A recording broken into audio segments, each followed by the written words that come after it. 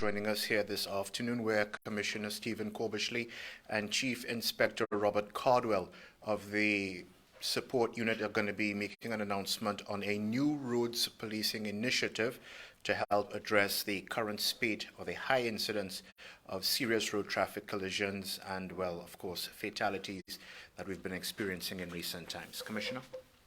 Thank you, Gary. Good afternoon, members of the media. I think many people recall that I spoke last week alongside Chief Inspector Cardwell about our concern to road safety issues in Bermuda. And at that point, I described the fact that we see 6 fatalities so far in this calendar year, which is the same amount that we saw in the entirety of 12 months. That's accepting that some of those tragic lives lost this year have come about through accident, and our thoughts are with the family of those loved ones and their loss.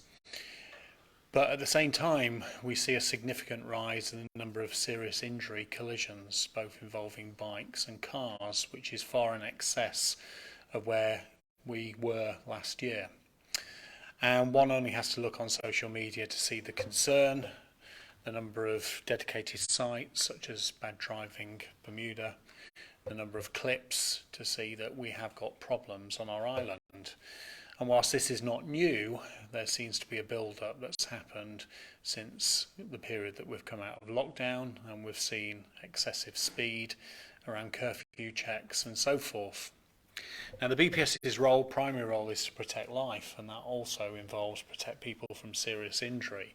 So this is a priority for us, but it's not one that we can do alone. This is one that has to be a partnership approach. And I'm very pleased that I've got opportunity to meet with the Minister for Transport next week to discuss some important issues. And one of those important issues is that the current framework of enforcement in Bermuda, in my opinion, is not strong enough. It's not strong enough to provide a persuasive enforcement as to what will happen if you drive irresponsibly, carelessly or dangerously on the roads. For example, to go through a red traffic light is a $50 fine. Yet we see people going to court for COVID regulation offences where they receive fines in the several thousand.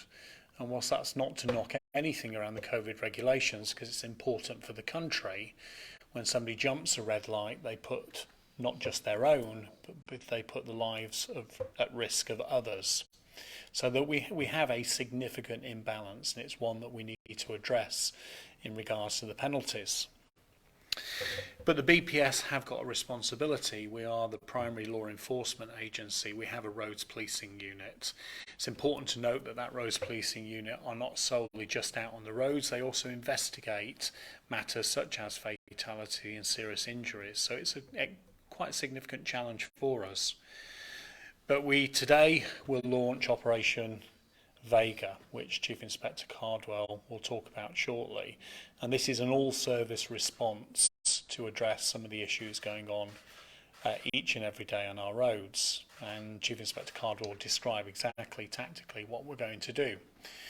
But as I said at the beginning, this needs to be a partnership approach. This needs the involvement of government, needs the involvement of other partners, and we're looking towards the support of the Road Safety Council, who we'll be meeting with shortly. But primarily it also involves road users.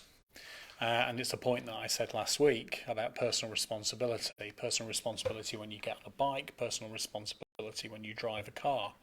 And it's not just the personal responsibility as you're driving or riding, it's the personal responsibility in relation to insuring your vehicle, making sure that it's safe to drive. And we are indeed looking at more powerful measures to deal with uninsured vehicles, uninsured bikes, and possibly remove those from the road. But without further ado, I'll introduce Chief Inspector Cardwell to give more specific update, and then we'll be happy to take questions. Thank you, Commissioner. Good afternoon, everybody. Riding and driving behavior on our roads has surpassed the horrendous levels. Collisions are at an all-time high. I'm just going to give you some context on that. So we have 4 categories of collision: damage only, minor injury, serious injury, and fatality. We did a measurement of the statistics between January and June of 2020 and measured it against January to June of 2021. This year, we've had 5 more damage-only collisions in January to June than we did last year, January to June. Minor injury, now minor injuries are cuts, scrapes, road rash, those kind of injuries. So far, this year, we've surpassed last year by 66. So 66 more collisions this year. Serious injury, the number is horrendous. 94. 94 more serious injury collisions this year than last year. And serious injury collisions are head injuries, broken bones, and injuries that are likely to put you in the intensive care unit in the hospital. And fatalities, the Commissioner has said we've had 6 this year, which is equivalent to the entire number of fatalities that we had for 2020. The cause of a lot of collisions is speeding. And I got some numbers from the courts this morning. So far this year, we have put 621 speeders in court. They've been before the magistrates. And so far this year, those speeders have, between them, paid out $213,420 in speeding fines. Bad driving and riding experiences heavily feature in social media streams and complaints to the police. People are fearful on the roads, whether as a rider, a driver, or a pedestrian. In short, the public want the police to do something about this, and they want it now. As such, we're aware that our actions going forward are endorsed by the public. The Commissioner has declared the state on our roads as a critical incident. In context, as a police officer, a critical incident means that the Commissioner has declared that this will get our full attention due to the volume of people impacted, and it will be raised to one of the highest priorities for the BPS to resolve. Today, we have launched Operation Vega. Operation Vega includes the resurrection of a former strategy that we deployed, and it's called the Strategic Tactical Enforcement Program. This is a targeted approach to the most prevalent offenses committed on the roads.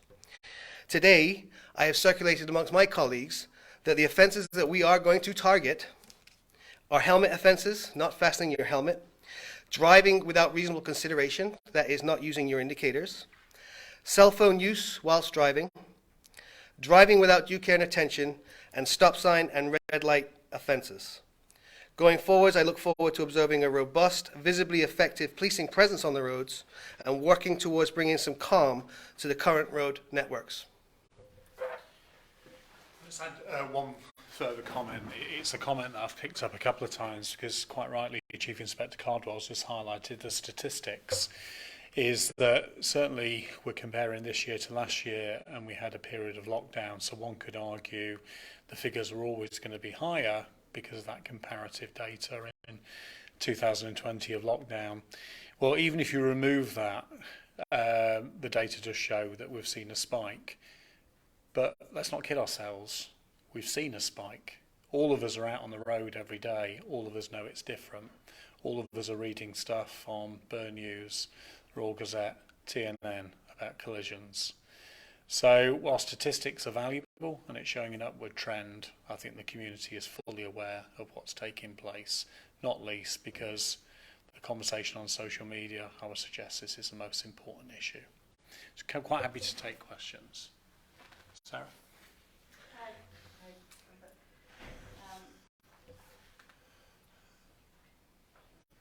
You mentioned that speed is one of the major causes of collisions and injury in Bermuda, but when you've listed some of the priority areas, helmet wearing and stop signs, doesn't specifically address speeding there. And we have talked about in the past speed cameras. Is that still a consideration? And can you explain the omission?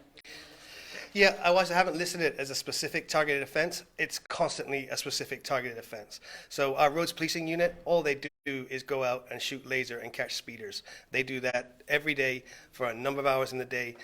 And sadly, they can spend half an hour in one spot and catch 30 speeders. And that's with speeds in the range of 60 to 80 kilometers an hour. And there's the issue of speed cameras. Yeah, I'll cover that, Sarah. I mean, one of the things I was just going to mention is that there's what Chief Inspector Cardwell will refer to as speed. Speed, of course, will be the primary, but it's a multitude of different issues.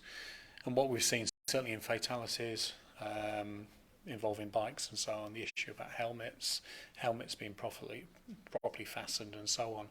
So you can have a primary reason, speed, and you can have a contributory factor, no seatbelt, fastened on a helmet. So a lot of the reason is why we're looking at that. The point you just raised around CCTV,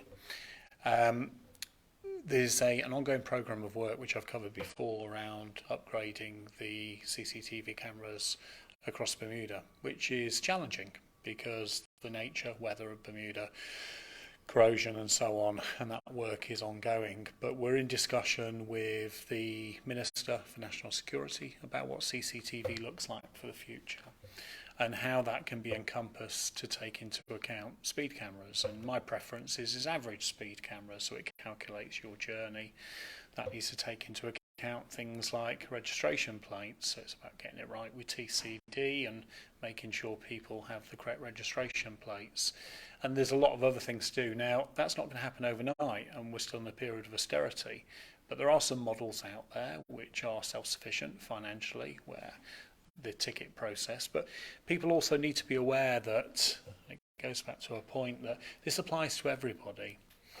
And whilst I'm reluctant to use the term zero tolerance, to some degree, when you start dealing with issues of risk to life, there is a level of zero tolerance. So people will be stopped, and if they're not wearing a seatbelt, they're going to get a ticket. If their helmet's not fastened, they're going to get a ticket. If they jump a red light, they're going to get a ticket. So we're in a position where, yes, we always have an ability to show some discretion, but given the need to change people's behaviour as much as focus on individuals and get the right narrative and the right behaviour across the board, we'll be a lot more focused, and people are going to find themselves, when they drive wrongly, unlawfully, on the end of possibly some enforcement action. Okay, thank you. And another question about the cell phone use that was listed in there as one of the priorities or focus areas. There have been some problems in the past. We've talked about difficulties that they're having in court in terms of prosecuting people on cell phone use. Could you remind us where that difficulty stems from and whether that's been considered going forward? Yeah, I think the problem that we were having was around the language that we were using in the prosecution, and things can be read into language as a defense. I think we've corrected that working with the DPP. I did have a conversation with the DPP this morning, and she said by all means go ahead and prosecute cell phone offences. And I've been reading the court docket of late, and we are seeing a lot of people convicted for cell phone offences, and the fine is $300. Okay, so you've seen an increase? Yes, definitely. Okay, and then one thing that wasn't really mentioned today was the drink driving that we have in Bermuda, and obviously measures have been taken by BPS with the roadside sobriety testing, and perhaps that's why it wasn't mentioned today, because it's already been being addressed. But are police collecting any statistics that can give us an idea as to the impact that these sobriety checks are having on, say, arrests, definite injury?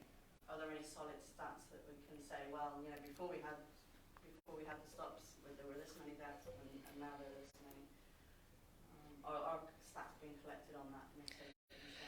Yeah, I mean, certainly when we first started roadside sobriety testing, I was out on the road with the teams, and in one night we would arrest 9 people for impaired driving at the roadside sobriety stops.